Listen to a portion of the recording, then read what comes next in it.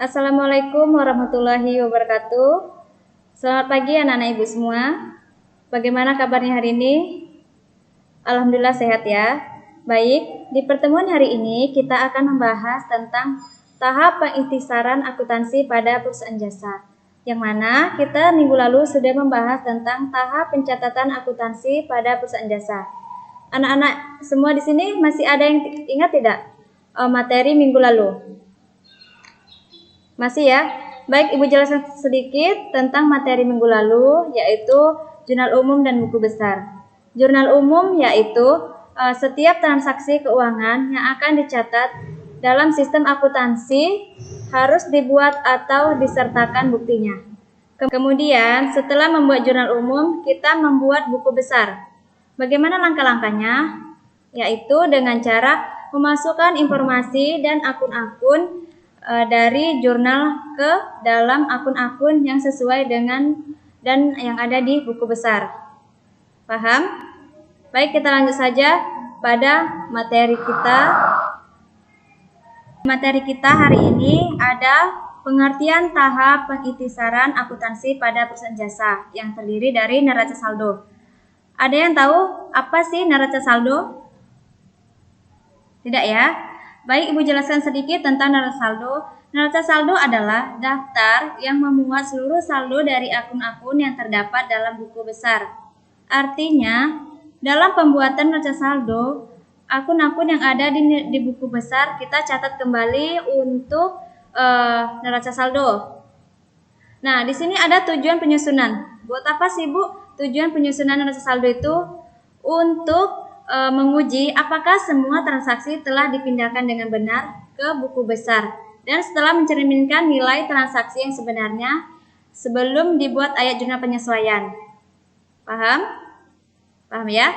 Selanjutnya, kesalahan menyiapkan neraca saldo terdiri dari yang pertama itu ada menjumlahkan saldo pada kolom neraca saldo. Yang kedua, kesalahan mencatat angka ke neraca saldo dan saldo debit pada buku besar ditulis sebagai saldo kredit di neraca saldo dan sebaliknya. Maupun salah satu saldo pada akun buku besar tidak tercantum di neraca saldo. Jadi itu ya kesalahan-kesalahan dalam menyiapkan neraca saldo. Kemudian ada kesalahan juga bersifat transposisi, yaitu selisih debit dan kredit yang terjadi karena kekeliruan penulisan. Misalnya 123 ditulis dengan 213. Koreksi atas kesalahan pencatatan yang dilakukan setelah diketahui sifat dan letak kesalahannya. Paham ya? Baik, Ibu lanjut. Itu ada fungsi jurnal penyesuaian. Nah, untuk memperbaharui beberapa nilai akun buku besar sehingga neraca saldo akan menampilkan jumlah sebenarnya dari aset, kewajiban, ekuitas, pendapatan, dan beban perusahaan.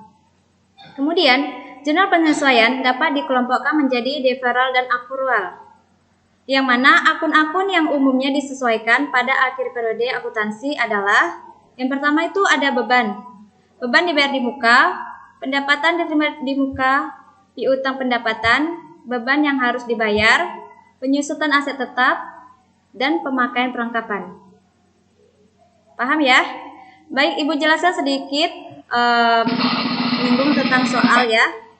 Ini ada soal pada 1 Januari Tuan Redi menyetor uangnya sebagai modal awal. Nah, soal ini Ibu ambil dari minggu yang kemarin ya. Karena sudah Ibu singgung, kita di sini akan membuat neraca saldo, hasil rekapan setiap akun dari buku besar yang dari perusahaan CV Kopsis Transportasi.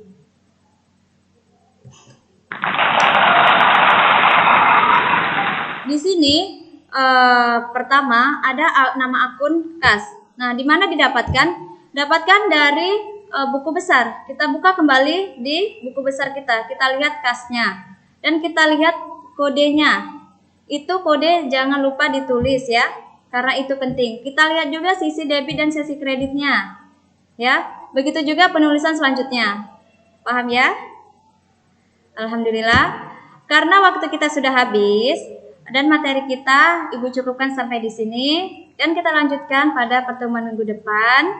Jika ada yang kurang paham bisa ditanyakan pada Ibu ya. Pada hari ini Ibu beri tugas yaitu mengenai buat jurnal penyesuaian dan kertas kerja. Dikumpulkan untuk minggu depan. Ibu akhiri dengan membaca hamdalah, alhamdulillahirabbil alamin, dan Ibu akhiri dengan wassalamualaikum warahmatullahi wabarakatuh.